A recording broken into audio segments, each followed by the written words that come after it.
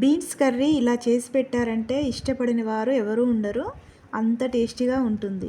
చిన్నగా కట్ చేసి పెట్టుకున్న బీన్స్ను ఉప్పు పసుపు వేసుకొని కొంచెం సేపు వాటర్లో ఉడికించుకొని పెట్టుకోవాలి. ప్యాన్లో ఆయిల్ వేసుకొని ఆవాలు జీలకర్ర మినపప్పు శనగపప్పు వేసి వేయించుకొని పచ్చిమిర్చీలు ఉల్లిగడ్డలు కరివేపాకు చిన్నగా కట్ చేసుకున్న వెల్లుల్లి కొంచెం అల్లం వెల్లుల్లి పేస్టు పసుపు వేసి కలుపుకొని ఉడికించుకున్న బీన్స్ను వేసుకొని కలుపుకోవాలి. ఇందులో కొబ్బరి పప్పుల పౌడర్ వేసుకుంటే చాలా బాగుంటుంది. పుట్నాలను గ్రైండ్ చేసైనా వేసుకోవచ్చు, లేదంటే శనగపప్పు నానబెట్టుకొని ఆ శనగపప్పును మిక్సీ జార్లో వేసుకొనైనా పౌడర్ చేసుకోవచ్చు. మిక్సీ జార్లో ఎండు కొబ్బరి ముక్కలు కొన్ని ఎండుమిర్చీలు నానబెట్టుకున్న శనగపప్పు కారం ఉప్పు వేసుకొని కొంచెం బరకగా గ్రైండ్ చేసి పెట్టుకోవాలి.